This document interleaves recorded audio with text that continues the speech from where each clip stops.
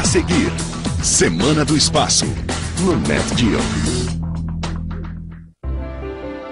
O Sistema Solar. Nosso lar. Vasto, majestoso, tranquilo. Pense bem. Outrora não havia nada aqui senão uma enorme e fina nuvem de gás. Como é que passamos disso para isso? Ao olharmos para o espaço, estamos procurando nossas próprias origens, o que aconteceu conosco. Ao reunirmos a história de nosso sistema, parece ter havido um nascimento violentamente caótico. Quase como um jogo de pinball planetário. São acontecimentos intensamente violentos. É a maior história de sobrevivência, a formação de nosso sistema solar.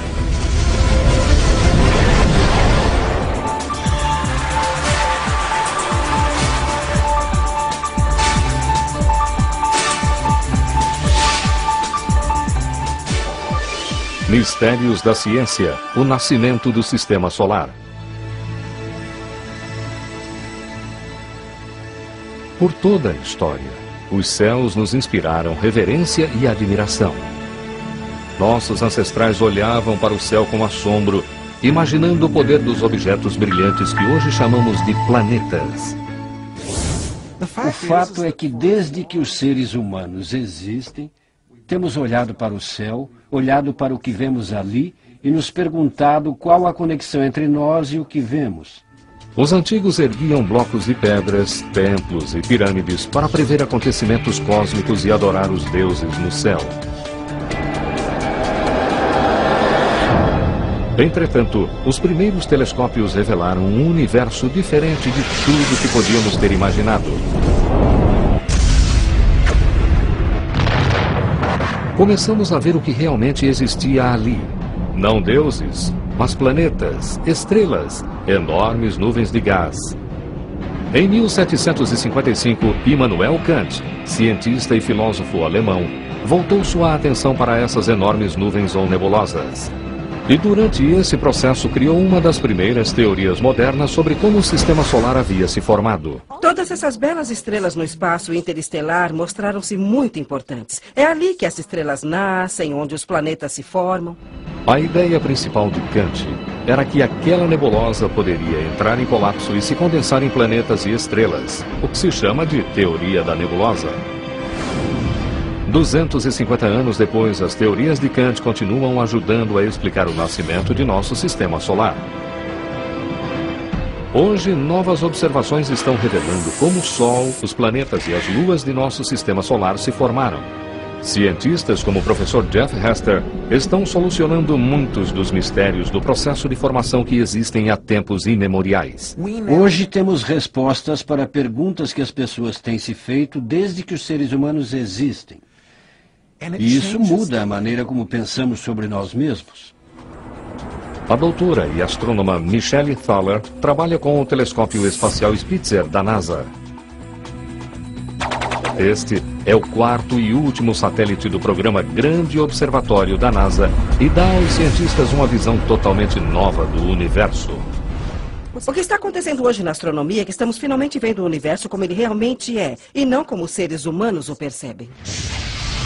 Uma maneira de estabelecer como nosso sistema solar se forma é observar outros sistemas distantes tomando forma. Mas se Kant estava certo e novos sistemas solares se formam nas profundezas de nuvens de gás interestelar, podemos nunca ver isso acontecendo. Nossos próprios sentidos, o que o olho humano é capaz de ver, acaba não sendo a história toda. Há muitas outras coisas lá fora que o olho humano simplesmente não tem condições de ver naturalmente. Objetos emitem radiação infravermelha. O infravermelho tem um comprimento de onda maior do que a luz visível e por isso não é espalhado pela poeira. Telescópios convencionais que usam luz visível não conseguem ver dentro de uma nebulosa poeirenta, mas sensores infravermelhos a bordo do Spitzer conseguem. O mesmo princípio é usado por bombeiros.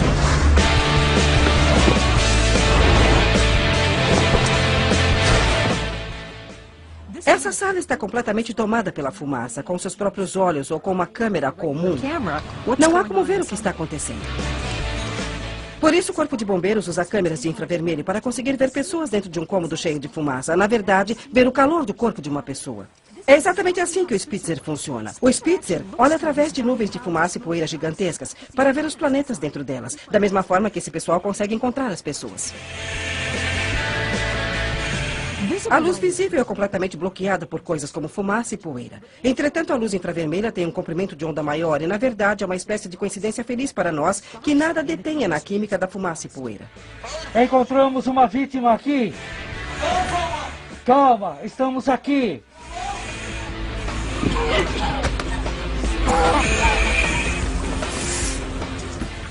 Creio que hoje percebemos que somos capazes de ver onde nunca havíamos visto antes usando o telescópio espacial Spitzer.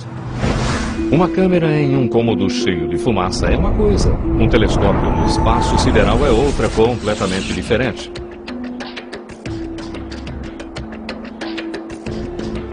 Em Terra, em 2003, Feller e seus colegas esperam ansiosamente pelos primeiros dados do Spitzer. Em jogo está uma visão singular das origens de nosso próprio sistema solar. Literalmente, nunca ninguém viu como o universo é naquele tipo de luz. Por isso, primeiramente, ficamos maravilhados com a beleza. Eu não esperava que as imagens do Spitzer fossem tão fascinantes, visualmente, como elas acabaram se mostrando. Elas são lindas. Mas essas imagens não são apenas bonitas. O crucial é que, observando mundos distantes enquanto se formam, também aprendemos mais sobre o nascimento de nosso próprio sistema. Um dos privilégios de se observar a formação de estrelas e planetas é que você está efetivamente olhando de volta no tempo. Você está vendo o que deve ter ocorrido conosco bilhões de anos atrás. O que esse vislumbre de volta no tempo revela é uma imagem dos primeiros estágios da formação do sistema solar. Essa é a melhor visão que jamais tivemos de dentro do colapso de nossa nebulosa. Na verdade, com o Spitzer, fomos capazes de observar o momento em que a poeira começa a se reunir e então se aquece. E, finalmente, novas estrelas surgem. Assim, a teoria de Kant, de 250 anos, está basicamente correta. Nossa própria nebulosa começou a entrar em colapso 4 bilhões e 600 milhões de anos atrás. É provável que a nebulosa tenha lentamente começado a girar no espaço desde sua formação. Mas, à medida que sua matéria entrava em colapso, ela começou a girar muito mais rapidamente. Segundo as leis da física, isso é conhecido como conservação de momento angular. À medida que a nebulosa se contrai, a mesma quantidade de energia fica agora concentrada em um espaço menor. Para manter o mesmo ímpeto, a velocidade de rotação precisa aumentar. À medida que nossa nebulosa começou a entrar em colapso sob sua própria gravidade e a girar mais rapidamente, um denso pedaço de matéria se formou em seu centro, a chamada protoestrela. No início, seu calor era devido à fricção, mas quando o pedaço chegou a quase 10 milhões de graus Celsius, ocorreu a fusão nuclear. 4 bilhões e meio de anos atrás nascia nossa estrela. Átomos de hidrogênio se fundem formando hélio e durante o processo liberam fótons. É a primeira luz produzida por nosso Sol e continuará brilhando por 4 bilhões de anos. Uma enorme fornalha nuclear de mais de 160 milhões de quilômetros de largura. De longe, esse processo parece tranquilo com a força do Sol se irradiando suavemente para o primitivo sistema solar. Havia todo tipo de atividade acontecendo. As coisas mudando rapidamente, violência, explosões, radiação intensa. Creio que tivemos uma origem bastante espetacular. Pesquisa recente sugere que o nascimento do sistema solar estava longe de ser tranquilo. Na verdade, nosso Sol pode ter nascido de um dos acontecimentos mais violentos no cosmos. A morte explosiva de uma outra estrela. E mesmo antes disso, parece ter havido uma explosão tão grande que deu origem a todo um universo. O Big Bang. Ninguém sabe o que o provocou, mas acreditamos que o Bang criou espaço, tempo e toda a matéria no universo. Entretanto, para astrofísicos como o professor Stan Worsley, há um mistério. O Big Bang não produziu praticamente nenhum dos 88 elementos químicos que são naturalmente encontrados. Ao olharmos ao redor, não vemos apenas hidrogênio e hélio, vemos planetas e pessoas. Somos feitos de carbono e oxigênio e os planetas são feitos de ferro e silício. E isso tudo não veio do Big Bang. Teria de ter vindo de um outro lugar. Aqui na Terra, aprendemos a criar novos elementos para nós mesmos, tecnologia nuclear. A mesma coisa acontece dentro das estrelas. Hidrogênio e hélio do Big Bang se fundem para formar elementos mais pesados. E se a estrela for grande o bastante, ao final de sua vida ela faz uma coisa espetacular. Ela explode. A energia da explosão de uma supernova é praticamente igual a toda a energia que o Sol irá liberar em seus 10 bilhões de anos de vida. E, no entanto, a supernova libera isso em menos de um dia. E então se expande por alguns meses depois disso. À medida que se expande, ela fica tão brilhante quanto uma galáxia inteira, tão brilhante quanto 1 bilhão de sóis.